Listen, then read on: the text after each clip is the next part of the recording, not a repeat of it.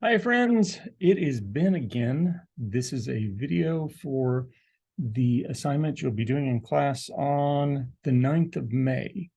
Please forgive my unkempt appearance. I might be ready to be done.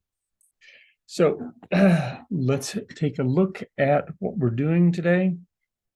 And I think this one's a relatively short one, going with my theme of being ready to be done. So first off, we're going to share screen here and take a quick look at what we're dealing with. So remember that we are going to deal with some of this election data, right? And I have gone ahead and dropped the data that you dealt with yesterday onto a GitHub repository, and I gave you a link to the raw data. So you should be able to pull that easily enough. And then we're going to see what to do with it. Okay. So what's going on with this? Well, what we have, what we've had going on in the US in the past few years is a fairly regular accusation of voter fraud. And the response that the accusers get is there's no evidence.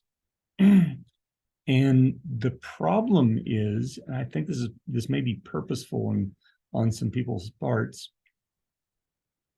lack of evidence is not the evidence of a lack of something. So just because we can show that the evidence doesn't show this doesn't mean that we can show that there isn't such a thing.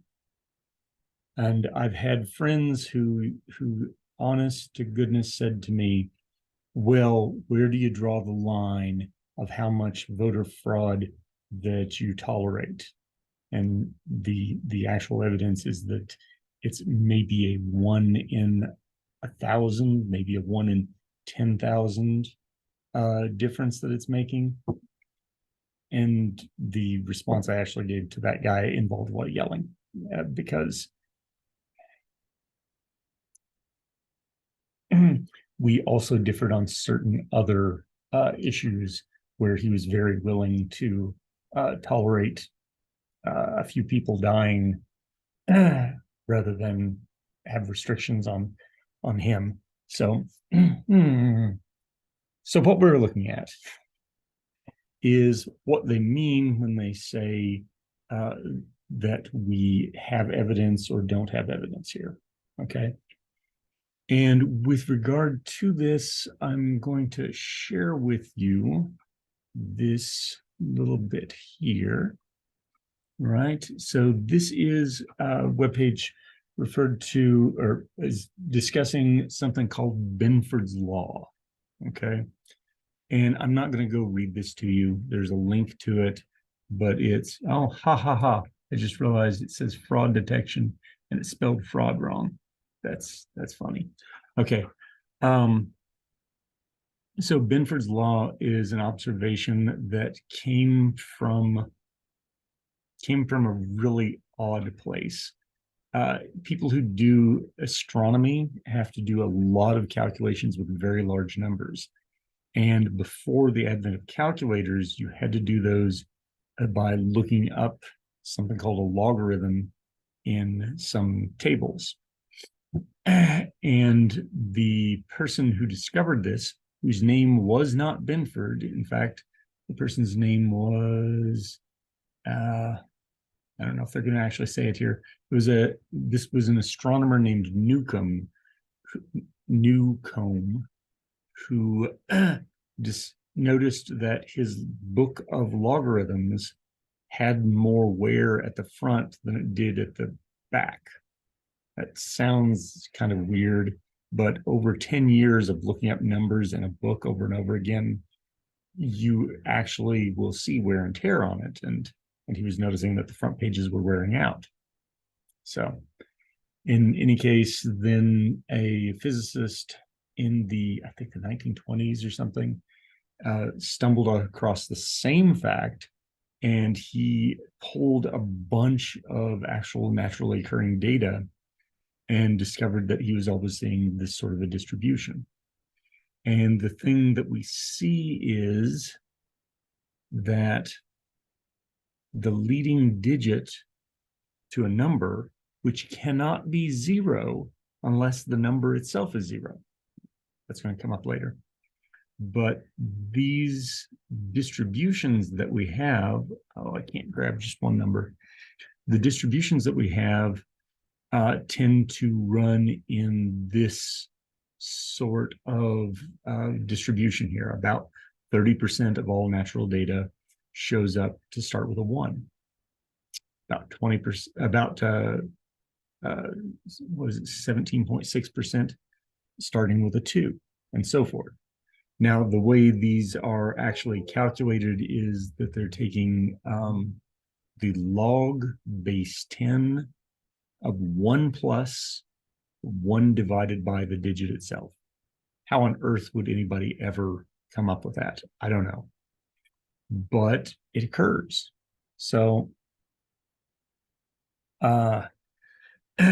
I'm told that there's an actual mathematical proof for why this happens, but the thing that's going on is that when you have numbers that get close to that have larger values in their leading digit, you can easily have a little bit more added onto them and end up going past that into having a new digit, which starts with a 1, whereas you have to do a lot more to get up to the higher values. So in any case, this is an observation, and it's something that we can work with. I would invite you to read that webpage, maybe take a look at the Wikipedia article, and see what kinds of things are going on with this, but it's literally used to detect fraud sometimes. If the person committing fraud is a mathematician, they will write their fraud code or however they're stealing their money, they will be a little more careful because they'll know about this. But for just the casual thief who's manufacturing data or something, they usually don't know about Benford's law, and they don't know they're going to get caught. And so there are actual court cases that have been decided by showing evidence that the data suggests that it's not naturally occurring. So, all right. So the thing that we do with this is that we pull data and we literally count the number of times that the data has a leading digit of 1, and count the number of times the data has a leading digit of 2, so forth. Okay. And then from that, we determine the proportions that we have. And from those proportions, we compare to the ideal proportion that Benford's law gives us. And if those are not too different, what's that mean? Too different. If those are not too different, though, then we conclude that we have something that's naturally occurring data. If they are significantly different, then we believe that we have evidence that this might be fraudulent data. Once we have that, then we can go searching for the data using other tools. Okay. But in this case, we're looking at the 2020 election where there's not really evidence, but we have the data that we pulled the other day, right? So let's take a look at how we're tackling this. And it is going to be a relatively short one, okay? So the first thing that we do is we pull the data. And as I mentioned, I put this on the GitHub repository. So that means that you'll be able to pull it either from from using your Jupyter Notebook app or from using Google Colab, which, side note, Google Colab is just an editor for Jupyter Notebooks. So it's not that it's not Jupyter Notebook. So it's kind of weird. Anyway, though, I did that, and you'll notice here that there are 32,000 rows. Oof. So you do not want to be counting 32,000 things. You can't. You just don't have the time. So we have to see a scheme to do that. And so we are going to need to use numerical Python in some things here because we're going to have bunches and bunches of arrays that we do things with. So we're going to produce a list of the leading digits of the vote totals by county. That is going to be the guts of what we have to do. So let's look at this line, which I'm just giving you. If you want to just take it on trust, fast forward a little bit here, but let me explain what's going on with it. All right. So DF is the data frame that we have things in. We are looking at the column of total votes. Okay. Now, I wasn't able to get this to go with just one piece, so I had to actually use a bit of a loop structure to get this to go. So what we're doing there is taking column of total votes, index tells it which row that we're in. I'm going to jump over here and say that the index is going to go from 0 up to that 32,177 or whatever it was. Okay. And I'm accomplishing all that in kind of a compact way by saying that we're taking that value and pulling it for index in that NPA range, right? But once I pull that, I'm going to do a really weird trick with it. I'm going to take that number that we pulled, and we looked earlier and we saw that it was going to be a number, and I'm going to turn it into a string. All that does is change the data type. If you print an integer that's, say, 4, and then you turn it into a string and print it, it will say 4 with 2 quotes around it. That's the only difference. Okay? But a string comes with all kinds of special stuff, including that you can say, hey, I would like the first thing in that string. The first thing is the leading digit, right?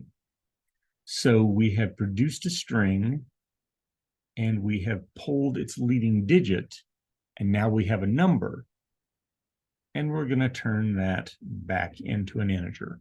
Boom. Okay, so that's what we're doing here. It is a convoluted thing that we're accomplishing in a single line of code, but it's not too terrible, right? Now, the thing to notice is that I produced all that, and I put it inside of a pair of square brackets.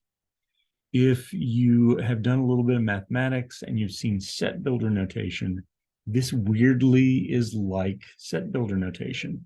It gives you the thing that you're building, and then on the end it says what you're going to plug in for all the things in the formula there. Okay, but it makes a list. That's one of those things with the square brackets.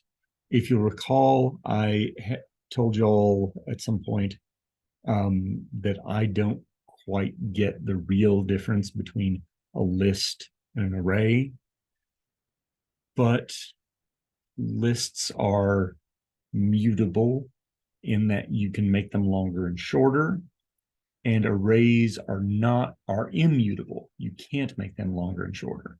That's the main thing that I know. Today I learned any list has a function built into it where it can count things. Arrays do not. I thought they did. And so I wasted about 20, 30 minutes trying to make an array count something, and it just can't. It doesn't have that built in. So having the counter built in was handy, and that is the reason we have a list here. I went ahead and said list, just in case it for some reason thinks it's an array, it would stop that. Probably you could have left list off, and it would have just gone ahead and produced a list, because that's the default for it. But I put it in there just in case, right? So this is going to take our total votes, and it's going to pull a 4 here, a 4 here, a 1 here, a 4 here, so on and so forth. So you will get a 32,000 entry long list of single digits. All right. Once you have that, we need to count how many have a certain value to them. So the thing that I did for counting that was to say, I want to take the leading digits, the variable we produced earlier, and count how many of each index there is. And for index in this range that goes 0 to 9. I had to put a 10 there because it needs to go up to 9, not to 10. Okay, so if you're paying attention, you will have noticed that that means I'm counting the zeros. And there can't be any zeros, right? Wrong.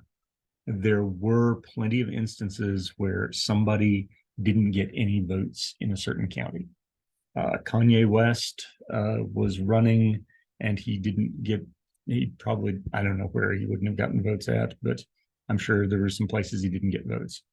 Let me think if I can remember somebody else from the Illinois list. In Illinois, there was a Catherine or Kathy, I forget which, but with the last name Forbes, who was running, who got 0 votes in some precincts. Okay, so that means that there will be counties that she got 0 votes in. So there will be some zeros here, and we need to throw those out. Okay, so the way that we do that, since we've got our counts here, we take the counts and just take the stuff from 1 onward. So that'll get the counts from 1 through 9. Okay, now it will have their positions numbered 0 through 8.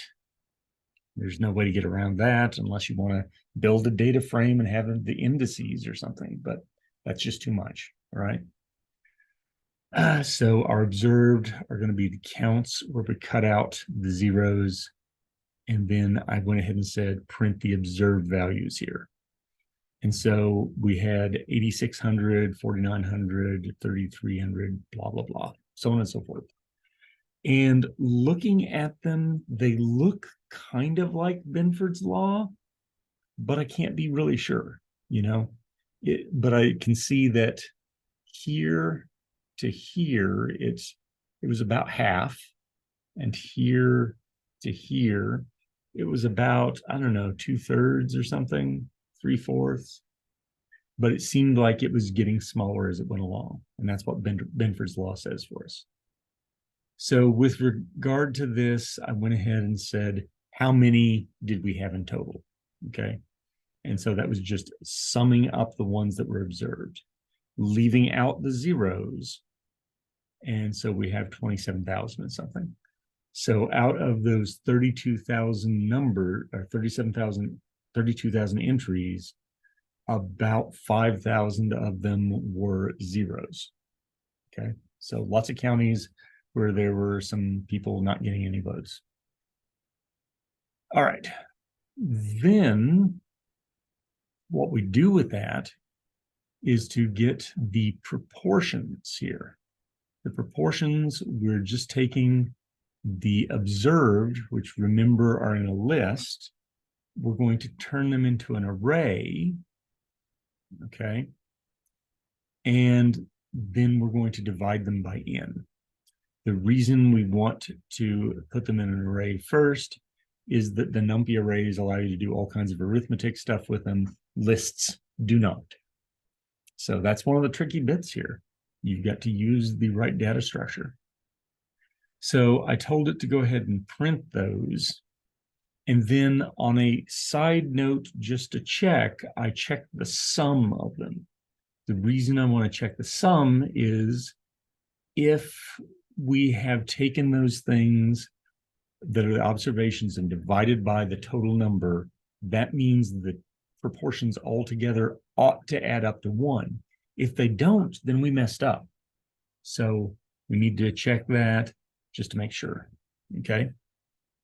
Now, if it had turned out to be 0.99999 or 1.00001, I wouldn't have worried too much. It would have just suggested that there was some kind of rounding error or something, but it turned out to get 1.0, all right? So then we have our observed proportions. Then we're going to come down here and look at getting the probability distribution that Benford's law gives us. And for that, and this was from that article that I read there, we are taking, with NumPy, we're telling it to take a log base 10, 1 plus 1 over n, for n in the range from 1 to 9.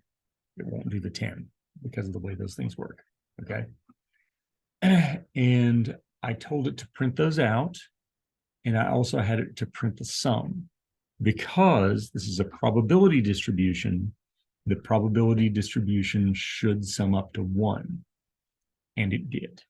So that was good. But then looking at our numbers here, we've got 0.30103 compared to 0.31625, 0.17609, 180. You know, I guess they look similar, but it's hard for us mere mortals to look at these and determine whether they're close enough or not.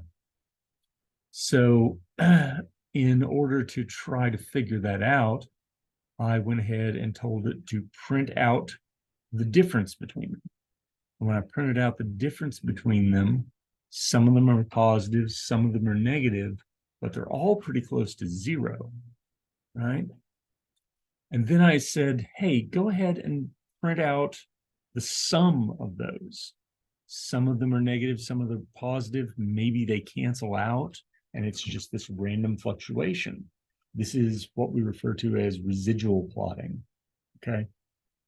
So that total in there has 2.8 times 10 to the negative 17th, right? That's pretty much 0 in my book. So then I said, all right, let's go ahead and look at this, and let's go ahead and do a plot. And I'm going to plot the observed proportions and the probabilities, which are the expected proportions. It wanted both an X and a Y coordinate. So I said the X coordinates are that A range 1 to 9, like we had before in both of these. And then I had the observed proportion and the probabilities. I used orange and cornflower blue because the blue that they were doing otherwise seemed kind of obnoxious to me. And looking at those are pretty close, you know? It looks like the biggest difference is here at 1. And then there's enough difference to notice at both 6 and 8. But yeah, it's not that much difference. So I went ahead and had it plot the difference itself and then zeros. So the orange is the 0 line just for reference there. And if this were completely random stuff, I would be a little suspicious about this because I expect to have things above and below in kind of a chaotic pattern. This is way above to start with, comes closer to 0, ducks under, goes over, goes under, and stays under. So it is a little bit weird here, you know, but look at the numbers we're dealing with. They are, they are for the most part numbers that are under 1%, you know. So yeah, these are looking pretty much like they're not much different. This is just a different observation of the same thing we had before. We had that line chart before, and I wanted to produce a bar chart because I saw plenty of examples in the impractical Python projects chapter that I shared with y'all. They did a bunch of these bar charts, and I was like, maybe I can look at a bar chart and that's got two things together. And I had to go learn how to do that real quick, but it's just got the same X values and Y values as before. And we're telling it we're going to do a bar. If you don't do this trick, then you'll have one bar on top of the other bar, and whichever one's taller, I'm sorry, if the one that's taller is printed second, it will just cover the other one. You'll never see it. So what you do to fix that is you make your width less than a half, and then you take the X values and you push them that width away. And so that will mean that you've got the two bars side by side. Okay. And looking at them, man, those look really similar there. So the final thing, the gold standard on this is let's do our chi-square goodness of fit test. Okay. And I just borrowed that code directly from one of these web pages that was doing this. And the thing I'm doing is getting my chi-square test statistic. If you're not used to dealing with chi-square test statistic, don't worry about it, because we're going to get our p-value. And we have to come from the stats package. So Skippy's stats package, the chi-square test, the observed proportions, and the probabilities that we got from Benford's law. Probably I should have named those observed and expected so that they would fit better with what you see elsewhere, but I didn't. So then I told it to go ahead and print the p-value and to print the chi-square value. So the p-value that you see is 0.999999. There's a bunch of nines there.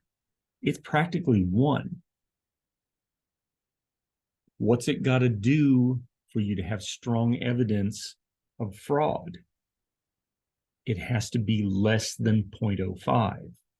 This is not only missing the 0.05, it's completely the other direction. It's almost 1. That means we have very, very weak evidence. There is no evidence of fraud here. The evidence is not just not conclusive, it's not going to meet anybody's criteria. The chi-square statistic here is 0.002. Okay, just to share, the chi-square statistic needs to be a large number in order to have strong evidence. This is a small number, so you have not just weak evidence, it's just not evidence, right? So I put the conclusions in here real quick, and I didn't need to do that, like so. And then here's what I want you to do, okay? I want you to go pick out a state, all right? Everybody in this room just said, oh, dibs on North Carolina, okay? Okay, I'm here alone. So everybody in your room, I'm sure, said dibs on North Carolina. Don't just do North Carolina. Go do some other states. right? Some of you all are about to transfer to other schools. Do that state, all right? Whatever state that's in. If it's in North Carolina, just pick something, okay? I would like to get a big bunch of selection of states, but pull the county vote totals for that state. Repeat this for the state. See what turns out. Okay. You don't need to reread your data. It's already in the data frame DF. Just do that thing with the df.loc. So remembering things that you did before. Okay. And and assign that, like if I were doing Missouri, I would call it Mo. If you're doing West Virginia, you call it WV. Just pull it out somehow and do these same sorts of things with it. Come down to the end. Yeah, that's what I'm wanting you to do. Then problem number 2, go pick another state, and you should be able to do all this super fast once you figure it out one way. Okay. You have the link to the Jupyter notebook sitting there. So this really should be pretty quick and easy, right? What do I want you to turn in? The Jupyter notebook. There's nothing else that you're manufacturing. So you're turning that in. One Jupyter notebook. I will grade it. We'll be done quick. How's that? So as I commented, I'm ready to get out of here. See you all tomorrow.